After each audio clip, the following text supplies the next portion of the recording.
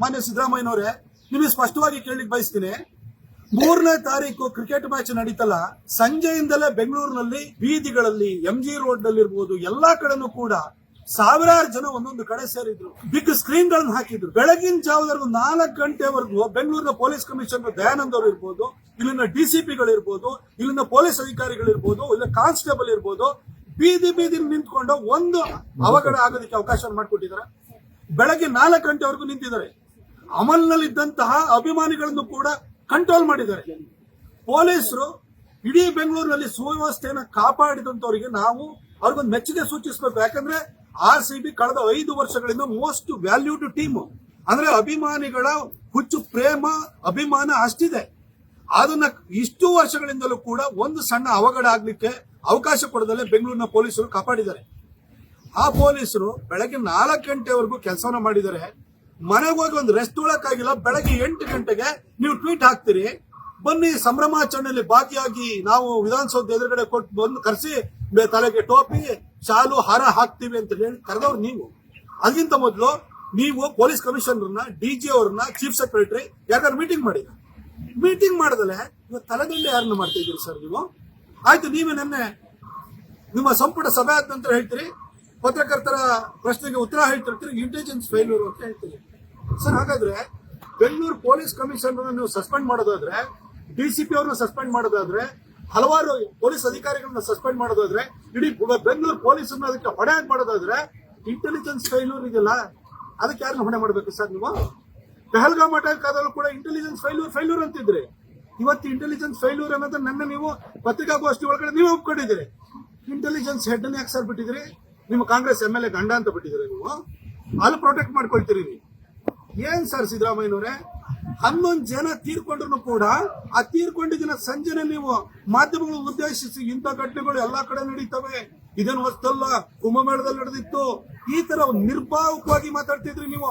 ಸೆನ್ಸಿಟಿವಿಟಿನೇ ಇಲ್ಲ ನೀವು.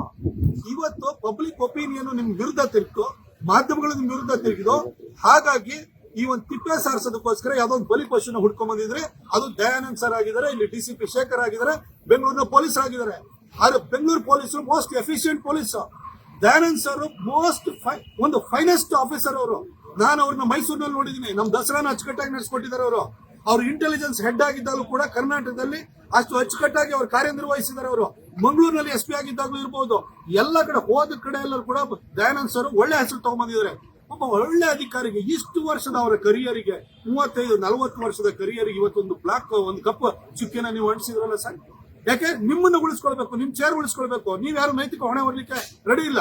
ಅದಕ್ಕೋಸ್ಕರ ಒಬ್ಬ ಒಳ್ಳೆ ಅಧಿಕಾರಿ ಮೇಲೆ ನೀವು ಇವತ್ತು ಗೂಬೆ ಕೂರಿಸ್ತಿರಲ್ಲ ಸರ್. ಇಷ್ಟು ಮೋದಿ ಅವರದ್ದು ರೋಡ್ ಶೋಗಳು ಎಷ್ಟು ನಡೆದಿದ್ದಾವೆ? ಒಂದರ ಅವಘಡ ಸಂಭವಿಸಿದೆ ಸರ್. ಬೆಂಗಳೂರಿನಲ್ಲಿ ನಿಮ್ಮ ರ್ಯಾಲಿಗಳು ಎಷ್ಟು ನಡೆದಿದ್ದಾವೆ? ಯಾವತ್ತಾದ್ರೂ ಒಂದು ಘಟನೆ, ಸಣ್ಣ ಅಹಿತಕರ ಘಟನೆ ಸಂಭವಿಸಿದೆ ಸರ್? ನಿಮ್ಮ ಪೊಲಿಟಿಷಿಯನ್ಸ್ ಮದುವೆ ಮಾಡ್ಕೊಳ್ತೀರಿ, ಅದಕ್ಕೆ ಬಂದು ಪೊಲೀಸರು ನಿಮ್ಮನ್ನ ಕಾಯ್ಕೊಂಡು ನಿಂತ್ಕೊಂಡಿರ್ತಾರೆ. ನೀವು ಸತ್ತಾಗಲೂ ಕಾಯ್ಕೊಂಡು ನಿಂತಿರ್ತಾರೆ. ನೀವು ನಿಮ್ಮೆಲ್ಲ ಕಾರ್ಯಕ್ರಮಗಳಿಗೆ ಪ್ರೊಟೆಕ್ಷನ್ ಕೊಡೋರು ಅವರು. ಅವರ ಪರ್ಮಿಷನ್ ತಗೊಂಡು ಮಾಡಿದಂತ ಒಂದು ಕಾರ್ಯಕ್ರಮಗಳಲ್ಲಿ ಯಾವ್ದಾದ್ರು ಸಣ್ಣ ಒಂದು ಕಿಂಚಿತ್ತು ಲೋಪ ಆಗಿದೆ ಸರ್? ಅವರ ಕೇಳಲೇ ಇಲ್ಲ, ಅವರ ಅಭಿಪ್ರಾಯ ಕೇಳಲಿಲ್ಲ, ಅವ್ರ ಹತ್ರ ಒಂದು ಮಾಹಿತಿನ ಪಡ್ಕೊಳ್ಳಿಲ್ಲ, ನಿಮಗೆ ಪ್ರಿಪರೇಷನ್ ಎಷ್ಟು ಟೈಮ್ ಬೇಕು ಅಂತಲೂ ಕೇಳಲಿಲ್ಲ.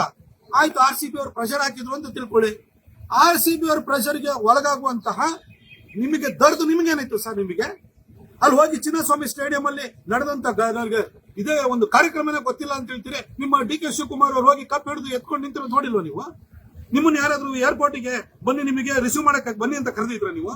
ಅಲ್ಲಿ ನಿಮ್ಮ ಉಪಮುಖ್ಯಮಂತ್ರಿಗೆ, ನಿಮ್ಮ ಮಂತ್ರಿಗಳಿಗೆ, ನಿಮ್ಮ MLAಗಳಿಗೆ, ನಿಮ್ಮ ಸಚಿವರಿಗೆ ವಿಧಾನಸೌಧ ಎದುರುಗಡೆ ಪ್ರೊಟೆಕ್ಷನ್ ಕೊಡ್ಬೇಕು, ಜನರು ಮೇಂಟೈನ್ ಮಾಡಬೇಕು. ಹೆಂಗ್ ಮಾಡಕ್ಕಾಗುತ್ತೆ ಸರ್? ಇಷ್ಟು 5-7 IPL ಮ್ಯಾಚ್ಗಳು ಬೆಂಗಳೂರಿನಲ್ಲಿ ನಡೆದು ಒಂದಾರ ಘಟನೆ ಸಂಭವಿಸಿತು ಸರ್. ಇಷ್ಟು ವರ್ಷ ಬೆಂಗಳೂರಿನಲ್ಲಿ T20 ವರ್ಲ್ಡ್ ಕಪ್ ಮ್ಯಾಚ್ಗಳಾಗಿರ್ಬೋದು, ಹಿಂದೆ ಅದು ವರ್ಲ್ಡ್ ಕಪ್ ಕ್ರಿಕೆಟ್ ಮ್ಯಾಚ್ಗಳಾಗಿರ್ಬೋದು, ಇಷ್ಟು ನಡೆದಿದ್ದಾವೆ. ಬೆಂಗಳೂರು ಪೊಲೀಸ್ ಎಫಿಷಿಯಂಟ್ ಆಗಿ ಕೆಲಸ ಮಾಡಿಲ್ಲ ಸರ್. ಸರ್, ಒಬ್ಬ ಪೊಲೀಸ್ ಕಮಿಷನರ್ನ, ಬೆಂಗಳೂರು ಪೊಲೀಸ್ ಕಮಿಷನರ್ ನೀವು ಸಸ್ಪೆನ್ಷನ್ ಮಾಡ್ತೀರಿ ಅಂತಂದ್ರೆ ಇಡೀ ಪೊಲೀಸ್ ಇಲಾಖೆಯ ಮೊರಾಲ್ ಎಲ್ಲಿಗೆ ಹೋಗ್ಬೇಕು ಸರ್? ಈ ಕಾನೂನು ಸುವ್ಯವಸ್ಥೆಯನ್ನು ಕಾಪಾಡೋರು ಅವರು.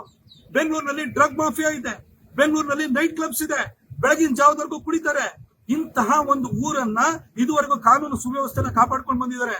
ಇಡೀ ಇಲಾಖೆ ಮೇಲೆ ಇವತ್ತು ನೀವು ಟಾರ್ಗೆಟ್ ಮಾಡಿಕೊಂಡು ಇಲಾಖೆಗೆ ಕಪ್ಪು ಚುಕ್ಕೆ ಬರೋ ರೀತಿಯಲ್ಲಿ ಇಲಾಖೆ ಒಬ್ಬ ಮುಖ್ಯಸ್ಥನ ನೀವು ನೀವು ಸಸ್ಪೆನ್ಷನ್ ಮಾಡ್ತೀರಿ ಅಂತಂದ್ರೆ ಈ ಪೊಲೀಸ್ ಇರೋದು ಏನಕ್ಕೆ ಸರ್?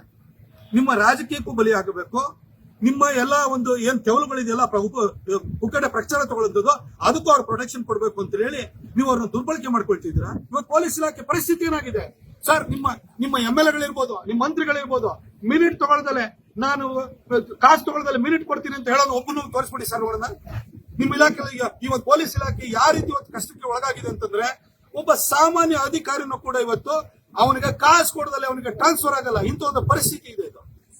ಇವತ್ತು ಪೊಲೀಸ್ ಇಲಾಖೆನ ಎಲ್ಲಾ ರೀತಿಯಲ್ಲೂ ಕೂಡ ನೀವು ಅವ್ರನ್ನ ಸಂಕಷ್ಟಕ್ಕೆ ಸಿಲುಕಿಸಿದಿರಿ.